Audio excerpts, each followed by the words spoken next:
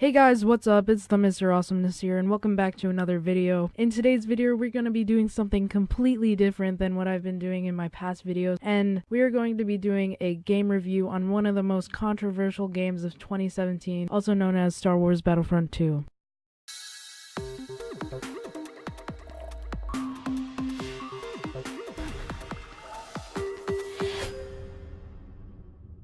Now, the whole main focus of this video is to kind of like to answer the question, should you buy it or should you not? Now, keep in mind, when I'm recording this video, microtransactions are still not in the game, but EA said that they're temporarily going to be out of the game, so maybe this review would change if they did not take them out. Another thing is they introduced this thing called loot crates, which is what at the moment before microtransactions you can buy only with the in-game currency, which is like some Star Wars kind of shit.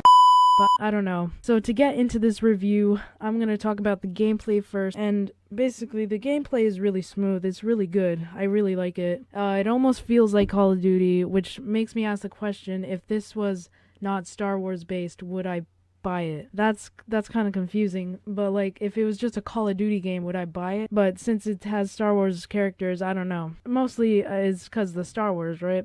That's the whole point of Star Wars Battlefront. But yeah, the gameplay is really cool. It's really smooth. It's just all around like great. The next thing is probably what this whole game lived up to, and that is its inclusion of a campaign. Now, in this campaign, it basically takes place in the timeline of after Return of the Jedi, up until I think the very beginning, like a little bit before The Force Awakens, because there's a last scene in the story that you get to play as Kylo Ren. Spoiler. But yeah, you get to play as, besides Kylo Ren, you get to play as a bunch of other heroes and villains, like, well, mostly heroes like Luke Skywalker, Princess Leia, and I think Han Solo. But the main character you are in this campaign is this character named Iden Versio, and she is basically the leader of Inferno Squad, which is like an elite like clan of stormtroopers, and you kind of go around doing all these missions with her, and I gotta say the campaign is a 10 out of 10 for me. The only problem is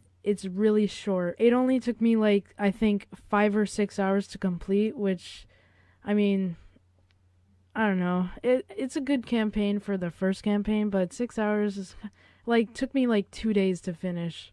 2 or 3 days. Other than that, I think the campaign is really good. Now on to the multiplayer. Now, EA said at the beginning, before they released Star Wars Battlefront II, that all multiplayer and any other kind of DLCs would be free, which I think is amazing. But they also have microtransactions that I don't know, they might come back in the future. They probably will, because, you know, EA are money. But it's really good. I mean, it's kind of a little repetitive from Battlefront 1, but it added this new game mode called Strike, which is basically an 8v8 kind of objective-based game where you play with objectives, like either you have to move two things to areas, or you have to destroy something, or you have to do something else, I don't know what kind of. I would say it's kind of repetitive, except you have Galactic Assault, which is, I haven't played it as much as I've played Strike and stuff, but it's basically 40 players of just total chaos, and it's objective based, yeah. But I like Strike because it's just an 8v8 short, like little game of objective based things, rather than Blast where you're just shooting people. And like another thing is the introduction of classes in multiplayer. Side on multiplayer games have 4 classes: Assault, Heavy, Officer, and Specialist, I think, or Special, I don't know.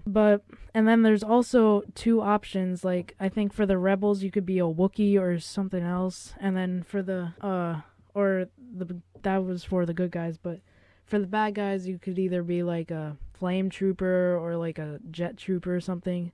But in order to be those kinds of special things, you have to get points, which you get for either doing damage to players or killing players, which I think is a really cool thing. Like, it motivates you to be good, so you can be those special things. And those special things usually have an advantage over the regular classes. But each class has a different set of star cards, and if you don't know what star cards is, it's basically like abilities that you have. Like, I don't know how to explain it. It's like one star card can be a grenade, the other one can be a disruptor, and then the other one can be like a scanner or something.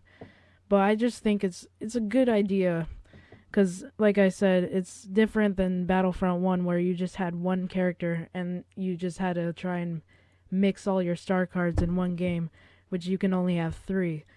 Now, in this game mode, once you get killed, you could change your class, or you could just keep it the whole game. It's up to you. The other thing is, in the arcade mode of the game, there's battle scenarios where you can do, which I think is really good. I'm not going to go into too much detail with it, because it's kind of like the battle modes for Star Wars Battlefront 1, except it's like battle scenarios. I don't really find a difference other than there's more than just 3 or 6, or I don't know. But there's more than 3, let's just say.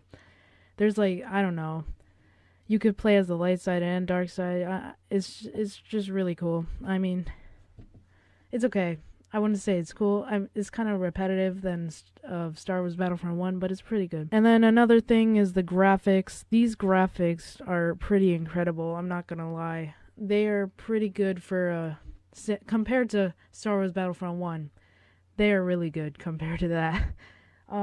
Compared to Assassin's Creed, other games like FIFA 18, I think they're up there with those. Yeah, I just want to say those graphics are awesome. They're really cool. Going back to the loot boxes that I like said in the beginning of this video, these loot boxes include like star cards and stuff that you can put onto one of the classes, which I think is cool. So far you can only buy them with an in-game currency, which is good, but probably when the EA brings back the microtransactions, you'll probably be able to buy one there. And yeah, coming back to the question at the beginning of the video, should you buy this game or not?